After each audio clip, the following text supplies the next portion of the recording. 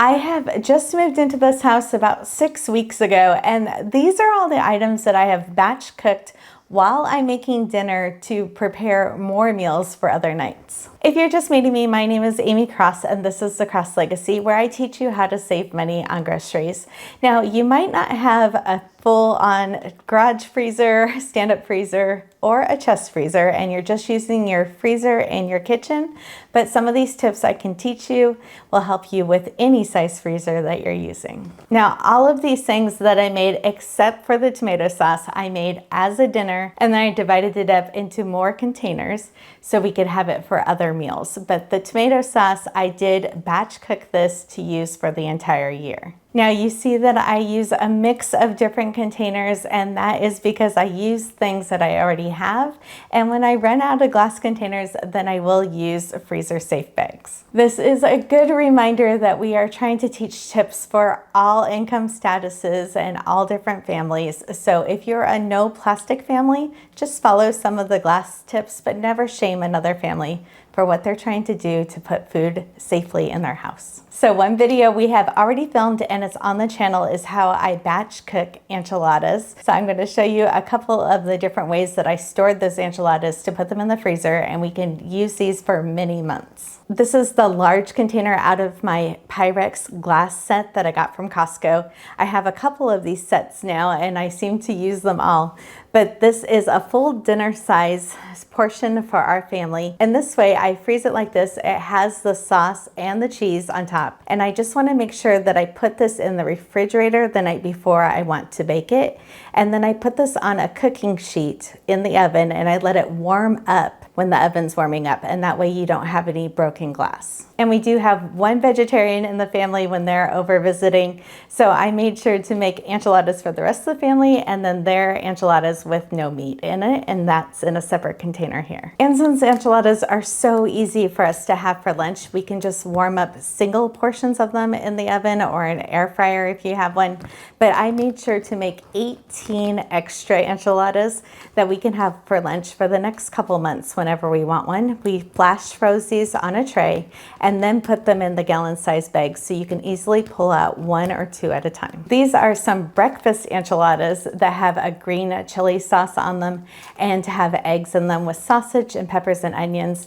These are actually all stuck together the way that I froze them, and I plan on putting them in a casserole dish and then warming them up, and this would be a perfect weekend meal for our family. When I was making the enchilada breakfast casserole, I also was cooking some extra peppers and onions and potatoes up, and as they were done cooking, I just put them in a glass jar, and once it cooled, then I put that in the freezer, and then I can just pull this out at any time and add it to a dish. This size container is not the Pyrex, it's another set that I get off of Amazon, and we will make sure to link that in the description. These come in a set of 8 containers and they're all exactly the same size, which I really love. I made a large dish of shepherd's pie for dinner, and then I made sure to make it large enough that we had enough to make another dinner out of it. So this is shepherd's pie.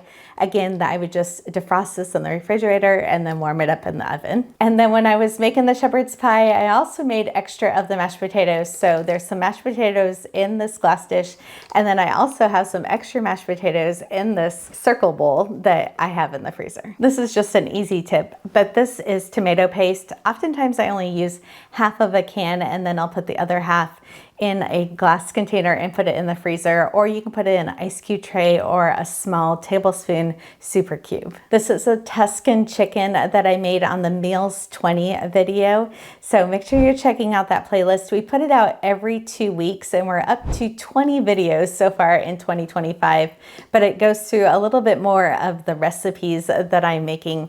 But this was perfect to add 2 extra chicken breasts to it. It has the sauce, and then I just have to warm up a vegetable. Whenever I'm making a whole chicken, I'm also making some chicken stock. We have videos on how to make different kinds of stock. Some of the chicken stock I have saved in these super cubes, and then some I save in glass mason jars. This one has a frozen chicken stock in it, which I can just pop out and add directly to the pan, which I did last night for one of these cubes. This is the filling for stuffed cabbage rolls that I made the other day, and I made sure to make extra of that. This is also the same exact filling that you would put in stuffed peppers. So it's really funny. Mike doesn't really love cabbage very much, but he will eat the same exact thing if I put it in a pepper. And cabbage you can actually freeze if you're planning on cooking it. So I did freeze up some portions of cabbage that I love to eat. And then that way I can have it as stuffed cabbage rolls and Mike can have it as stuffed green peppers. We did a video on talking about the bulk produce that I buy, especially in the fall time. And one of those things is getting peppers here in the fall when you can get them at the lowest price of the entire year. So I made sure to flash freeze some peppers, and that way I can add these to dishes really easily. This is a good reminder whenever you're cooking things, especially with meat, they defrost a lot quicker if you flatten them out like this, and then that way you will have less defrosting time if you need a quick meal. But I always lay them down and try to squish out any air and then zip it up the rest of the way. And then I lay them down flat like this in the freezer overnight, and then I can put them standing up so I can easily kind of file through them and see which one I want to grab. We've already eaten about 3 of these packages already, but this was one of the first things I made when we moved into this house, was making sure that we had some pulled pork. I had some hamburger buns that I wanted to use up, so having the pulled pork in the freezer was really handy. And this is the last one that we have here. So I'm really glad that I spend a little bit of extra time to make some ingredients that I can have in the freezer, and we're able to pull it out for other meals really easily and use up some of those items that we have in the freezer to go with it. Whenever I make meatloaf, I always make sure that I make some extra. So sometimes I will freeze it raw after it's already formed, and I'll put it in the freezer that way.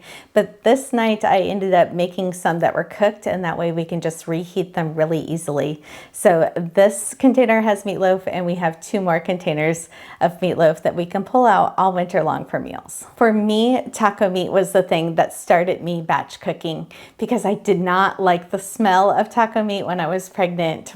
And my husband always wanted tacos. As a newlywed family, we seem to have tacos once a week. So it was a thing that I learned really quickly, that I could batch cook and do a month's worth of taco meat at a time. And then I separate those into glass containers and I put those in the freezer. Whenever I'm making, especially ground hamburger kind of items, I'm always making extra so I don't have to do it another night. We had a roast of one night, and then I ended up slicing up the rest of it and putting it in this dish. We probably will end up having this for French dips, but I love adding it to minestrone soup too. I actually have many bags of these meatballs because we did 8 pounds when we did it.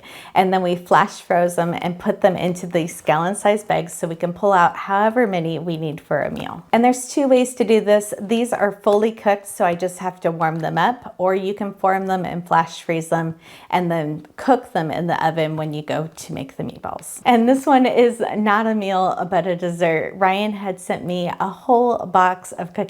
He's like a dad to me, who lived across the street from us for 20 years, and he totally surprised me with these cookies. But being diabetic, I did not need dozens of cookies out on my counters, and I left a couple for us to eat, and then I put the rest in the freezer, and they will defrost really nicely. Moving into the house, I really focused on being able to make meals right at the very beginning, that I could batch cook and make these other meals later. I have reflective sympathetic dystrophy, and going into the fall and winter time, sometimes it just flares up my body and I can't do as much. So knowing that I have these backup meals in the freezer that we could pull out with 0 effort on my end on a bad day is just life-changing for us. And it really stops us from wanting to go get takeout because we know we have food at home. And just a couple reminders, when you're going to put the items away in the freezer, think about how much you need for a serving size or a dinner for your family. So it's really easy to make